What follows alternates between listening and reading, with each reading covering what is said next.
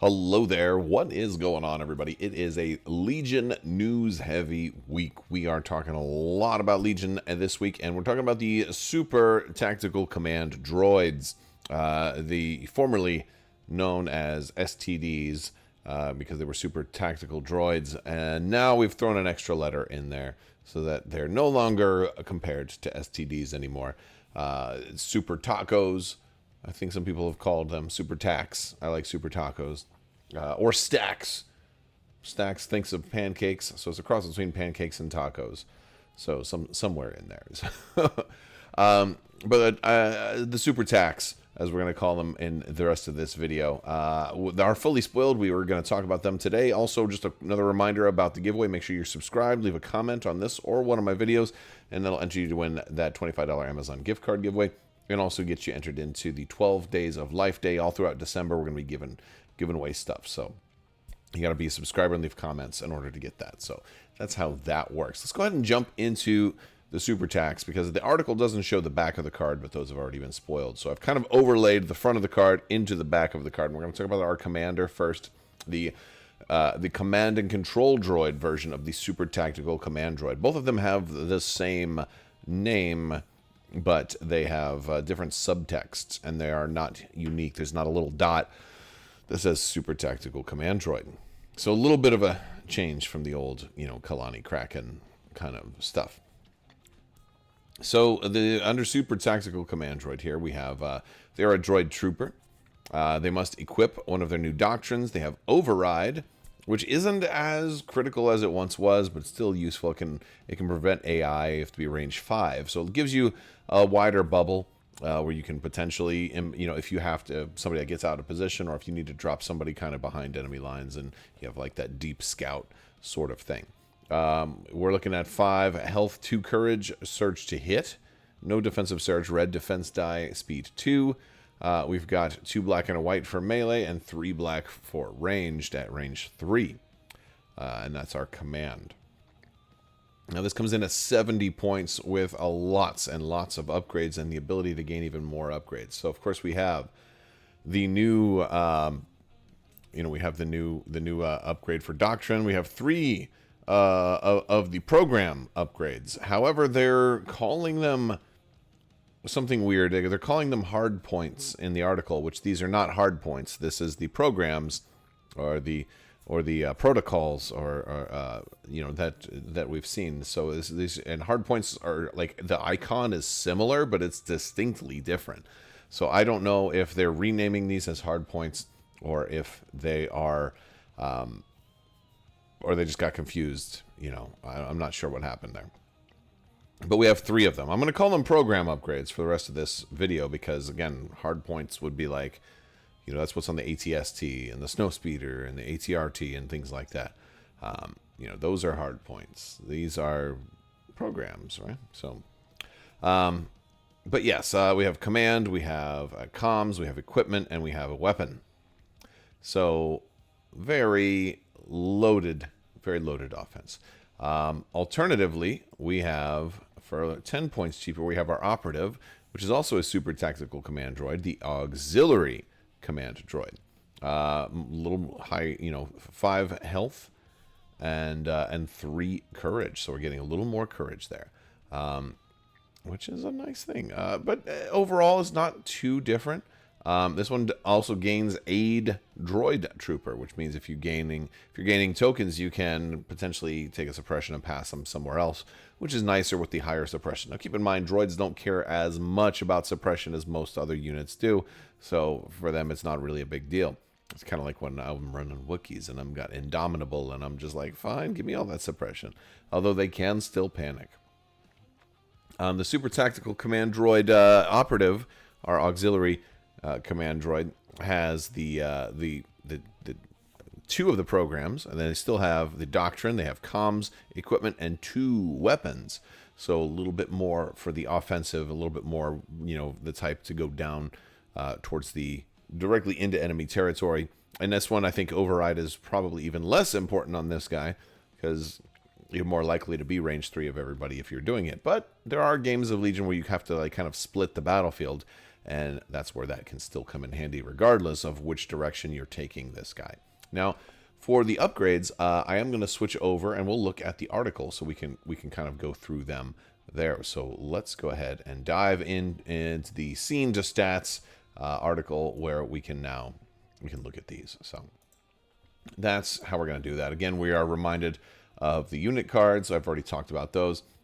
Here, let's talk about let's talk about the doctrines. There are 2 different doctrines that they're showing us, and each of them are restricted to 2 per. So if you're maxing out on your super command droids, you can only have 2 tyrannical taskmasters and 2 seek and destroys. The tyrannical taskmaster is going to give you an extra program slot, and at the end of this activation, you can ready one of its exhausted program upgrade cards. Now, there are a couple of these that will exhaust. We're going to look at them, and they're very cool, and they're like free actions that exhaust. But since you don't have like Master of the Force, these are kind of like the droids version of Jedi. It's it's really cool.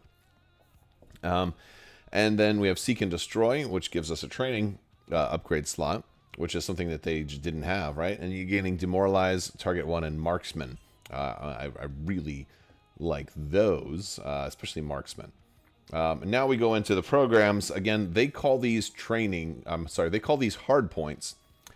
The article specifically calls them hard points, and I don't understand why. So it's one of those things I'm looking for clarification on, because that's a whole different upgrade. It's called hard points. Are we merging those? Are they both going to be called hard points now? Or are these not? What about the other guys that use the same upgrade, like the spider droids and stuff like that, or the persuader tank? Are they now taking hard points? And I think it was just they called them program, or they're still programs, and they were just accidentally called them hard points. But they do it multiple times in this article, which again is just weird. And I've seen other people now talking about them and referring to them as hard points, and it seems like the community is just like, yeah, these are hard points. And I'm like, no, they're not. Hard points are guns. Hard points are weapons. And these are not weapons. These are abilities, with their programs, basically. So it's weird. Okay. So we have Sliced Comms, which is limited to 2. And again, free action, but it exhausts. You can choose an enemy unit within 2 and in line of sight, and they're going to gain 2 suppression tokens. Hey, does that sound a little bit like, a Jedi ability? It sounded like it does. If the chosen user has a face-up order token, shuffle it back into their opponent's order pool. So this is even better. This is a really good ability. You've got Overclock.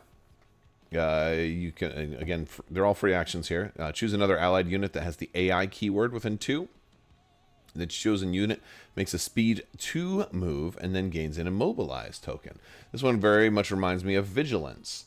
Not as good as Vigilance, not as versatile. I'm sorry, Guidance. This is like I think the second video in a row that I've mixed up Guidance and Vigilance. It reminds me of Guidance, Yoda kind of letting somebody move, right? It's great. Extra, speed 2 move, and then you get the immobilized token. We also have Targeting Relay. This one says each enemy unit within range 4 and in line of sight gains an observation token. This one could be really nice for our operative. That's more likely to be in the thick of things. But it's also range 4, so it could work in any which way you want. It can work on the commander too. Maybe you have the commander that actually has line of sight to a lot of folks. Range 4 is usually kind of safe, at least a little safe. And then we have the Limiter Override. It says choose another allied unit that has the AI keyword within 2. Choose and resolve one of the following effects. This is weird because they list like 3 different effects, but the first one is also 2 different effects. Remove up to 3 suppression token or 1 immobilized token from the unit. The chosen unit gains an aim token or a dodge token, which again is like 2 different things. Ready one of the chosen unit's upgrade cards. So cool stuff. I don't think most people are going to want more than one of these, but it's possible if you want to be like a Jedi and only be able to use one, or ready 1 per turn. Or maybe you're going to be doing the recover action, and maybe you're going to load up on all of these and just be able to do all of this crazy stuff. It's a possibility, if you don't mind doing recover. And maybe with, like, if you're taking, like, the command version that already has 3 and is going to want to get like even more than that, it's possible. It's possible.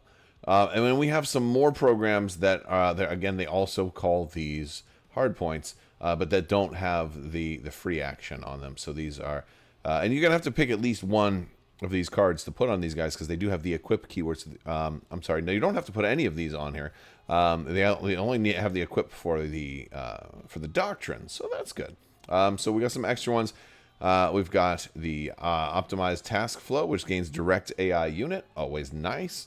We have strategic programming, which gives you strategize 1 for extra token proliferation. And then we have the enhanced combat subroutines, which gives you sharpshooter 1, and when this unit attacks, the attack pool gains lethal 1. This is, I think this one's a little bit more for your operative than for your commander, but these are all great. The direct and strategize could be really good for a commander. I think all of these abilities are really good for a commander, but I mean, some of them could be really nice. Given the observation tokens is going to be nice. Also, because it's a free action, you can do that before you attack, so you can get extra rerolls that way as well. A lot of cool stuff. So I really like these. Now, there's more. There's weapons. Let's look at these weapons. The weapons are where the points kind of get kind of crazy, right? Like the electro staff is 10 points. It's double rainbow, 2 red, 2 white, 2 black, and it has critical 1. Which is not half bad. It also gives you charge and immune to melee pierce. Again, we were talking about how these guys are kind of becoming a little bit like Jedi. There's your lightsaber, right? The heavy arm cannon is even twice as expensive. I like this one, but it's range 2. And it becomes kind of tough. It's like, okay, do I want to increase, like, do I want to run both of these on my operative? This way I have a range 2 weapon and a melee weapon. Like, that's kind of cool, but it's 30-point upgrade to do that, right? But it's a suppressive range 2 attack with 2 red and 3 white. We've got some other equipment that we can put on them.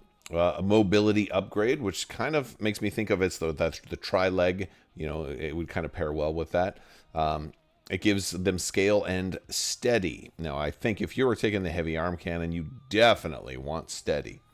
Because range 2 is, a lot of times you'll move into range 2, and now I have to, so maybe I can aim and move, or I can just move and then get you. And then we have the expanded data banks, which gives you an extra program slot, which is like, you can run 4 programming on the commander with this, which is really nice. And it's only 5 points, but you're also going to be paying for the other upgrade that you put on there. So pretty cool stuff. A lot of options for these guys.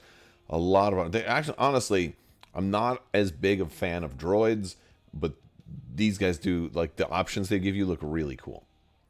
I'm definitely pre-ordering one of these guys too.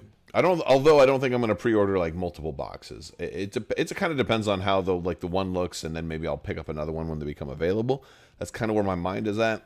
Because I don't really expect to run too many of these guys, because when I do run Separatists, I more often than not want to run Sith. So I want Dooku. Dooku's crazy now, or I want Maul or Asajj, and we're getting Savage Opress soon. So, like, there's all these other things that I want. So I don't think I'm going to need 2 of these boxes, but they could still be really fun to build, especially with, like, the 3 legs and all the crazy stuff. And then we can do, like, you can do, like, a Spider Maul if you get a couple of extra leg sets and stuff like that. So, there's options.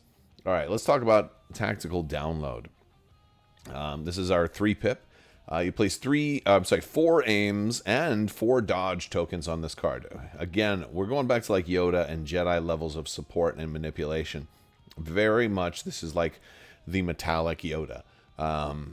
Is that if Yoda is like listening to Metallica and he's rocking out headbanging, Puppets, master of you are. Pulling your strings, he is. So I don't know. But yes, so it says each time an allied droid trooper or unit or allied unit with AI keyword defends this round, they can spend a token on this card as if as if they had the token. If it does, it gain for each allied unit, for each token an allied unit spends in this way, they gain an immobilized token. So the way that this works, or attacks or defends this round. The way that I believe that this would work is this would be a little bit more penalizing if you used the dodge tokens, because the immobilized goes away at the end of your activation, right? So I would think that if you spent the aims, then you just make sure you do your moving first. Then when you're shooting, get the aims, and then you gain the immobilize. I think that's how that would work. But if it's not your activation and you spend the dodge tokens, now you have the immobilize. Now you have to activate. Now you can't move, right? So I think that's how that one would work as far as the timing of everything. But I'd have to look it up and get super specific with it. Let me know if I'm wrong on that.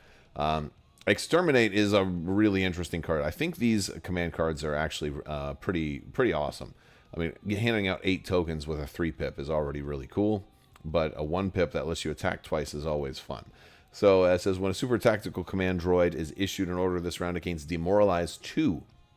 Additionally, the first time this round, this ordered super tactical command droid defeats an enemy unit. After the effect is resolved, that super tactical command droid may make a free attack action, even if it has already made an attack action during its activation. Thing is, it has to be an attack action. So if you've given yourself steady because of something else, you're not gonna, or charge, you're not going to be able to do that. This is primarily for a shooter, because if you're in melee, most times you're in melee with one unit. Sometimes you're in melee with multiple units, but I wouldn't want to bank on that. I would want to run this on a ranged person, so you could shoot somebody especially with that heavy arm cannon, right? Where you shoot somebody, kill them, then get to shoot somebody else. But again, when you play this card, make sure you're in position to get 2 shots off potentially. But that's a cool card. That's a really good card. These guys will be fun. They could be a lot of fun to run and to build and design, and also to figure out how you're gonna run them and how you're gonna equip them. So it looks pretty interesting. Those are our super tactical command droids, or super tacos, or super tacs. Let me know your thoughts down in the video description, or rather in the comments section below. Don't forget to check the video description for links to Discord, social media, Patreon, other great things. Big thanks to my patrons. You guys are out of this world and help make this whole channel possible. Thank you so much, and I will talk to you later. May the force be with you. Live long and prosper. Be excellent to each other. Party on, dudes. You can't take the sky from me, and always wash your socks.